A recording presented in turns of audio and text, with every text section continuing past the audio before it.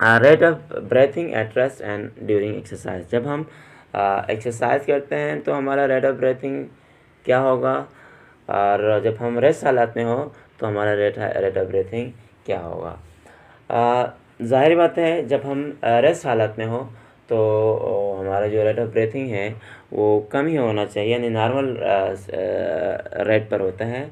जो हमारा normal rate है वो 1 मिनट में 12 टाइम जो है हम रेट ऑफ ब्रीथिंग कहते हैं। 12 से 14 दफ़ा तक हम सांस ले लेते हैं 1 मिनट में और रेस्ट हालत में। जब हम एक्सरसाइज करते हैं तो ये जो है वो 60 से 100 गुना तक ये बढ़ जाता है। 1 मिनट में 60 दफ़ा तक चले जाते हैं। Breathing is large and involuntary process. Breathing जो है वो इनवॉलंटरी प्रोसेस है, ये हमारी कंट्रोल में नहीं है। It is regulated by hypothalamus of our brain. यहाँ पर हाइपोथैलेमस लिखा हुआ है, हालांकि जो रेट ऑफ ब्रीथिंग है वो मेडुला ऑब्लांगेटा के ज़रिए ही कंट्रोल करते हैं। तो यहाँ पर हाइपोथैलेमस लिखा हुआ है। तो ये जो है कंट्रोल कौन करते हैं, मेडुला कंट्रोल करते हैं हमारे रेट ऑफ ब्रीथिंग को। The rate of breathing change automatically according to the changes in internal and external condition. जो हमारा रेट ऑफ ब्रीथिंग है वो ऑटोमेटिकली चेंज होता रहता है इंटरनल कंडीशन के हवाले से, यानी जो हमारे जो अंदरूनी मामलात हैं और बैरूनी मामलात हैं इसके हिसाब से ही चेंज होते रहते हैं। For instance if a person is doing exercise, for example अगर कोई बंदा जो है वो एक्सरसाइज कर रहा हो तो the it's rate of breathing would increase, क्योंकि इसका रेट ऑफ ब्रीथिंग जो है वो इंक्रीज होनी चाहिए because of increase consumption of oxygen by his muscle, क्योंकि उसका जो मसल है वो ऑक्सीजन को ज़्यादा से ज़्यादा इस्तेमाल कर रहा है। दस gradually increase in concentration of carbon dioxide in his blood. जब ऑक्सीजन को इस्तेमाल करते हैं, हमारे मसल्स इस्तेमाल कर रहे हैं, मूवमेंट में मसल इस्तेमाल हो रहा है, एनर्जी प्रोड्यूसिंग में इस्तेमाल हो रहा है, तो कार्बन डाइऑक्साइड की कंसनट्रेशन अब जिस्म में बढ़ जाती है, तो will cause an increase his breathing rate, जिसकी वजह से अब इसकी जो है वो ब्रीथिंग रेट में इजाफा हो जाता है। क्योंकि जब जिस्म के अंदर कार्बन डाइऑक्साइड की कंसनट्रेशन ज़्यादा हो जाए तो वो चाहता है कि जिस्म से कार्बन डाइऑक्साइड को बाहर एक्सपेल कर दें। इफ़ एक्सरसाइज कंडीशन परसिस्ट, अगर ये जो एक्सरसाइज का जो प्रोसेस है वो मुसलसल जारी रखें तो the muscle cell will start breaking down. और जो हमारा जो मसल सेल है वो आहिस्ता आहिस्ता टूटना शुरू हो जाता है। ग्लूकोज विदाउट ऑक्सीजन, जो ब्रेकिंग ग्लूकोज तोड़ते हैं तो उस वक़्त एरोबिकली यानी with the help of oxygen उसको तोड़ रहा था। जब हम कंसिस्टेंसी हम एक्सरसाइज करते रहते हैं तो जिस्म के अंदर ऑक्सीजन की कमी हो जाती है, जिसकी वजह से वो ग्लूकोज तो तोड़ते हैं लेकिन ऑक्सीजन के बगैर वो तोड़ते हैं। इसको हम एनाएरोबिक रिस्पिरेशन भी कहते हैं। As a result of lactic acid is form, जिसकी वजह से लैक्टिक एसिड बनना शुरू हो जाता है। याद रखें, जब ग्लूकोज टूट रहा हो ऑक्सीजन के बगैर, विदाउट ऑक्सीजन यानी एनाएरोबिकली जब ग्लूकोज टूटते हैं तो लैक्टिक एसिड बनना शुरू हो जाता है। आमतौर पर जब ऑक्सीजन के ज़रिए तोड़ते हैं ग्लूकोज को तो कार्बन डाइऑक्साइड पैदा होते हैं और इसको हम एक्सपेल करते हैं। लेकिन जब विदाउट ऑक्सीजन जब ग्लूकोज को तोड़ते हैं तो लैक्टिक एसिड बनना शुरू हो जाता है, और जिसकी वजह से अब हमें हमारे जो मसल हैं उसमें दर्द होना शुरू हो जाता है, जो क्रैम्प हो जाते हैं, मरोड़ आते हैं और उससे जो है तकलीफ़ का सामना करना पड़ता है। It cause pain in cramp in normal muscle, जिसकी वजह से हमारे मसल में क्रैम्प आ जाते हैं और दर्द होना शुरू हो जाता है। The breaking down of lactic acid require additional amount of oxygen. अब हमें उस लैक्टिक एसिड को तोड़ने के लिए अब मज़ीद जो है वो ऑक्सीजन चाहिए होता है, एक्स्ट्रा अमाउंट में ऑक्सीजन चाहिए होता है। उसी ऑक्सीजन को अब ऑक्सीजन डेप्थ कहते हैं।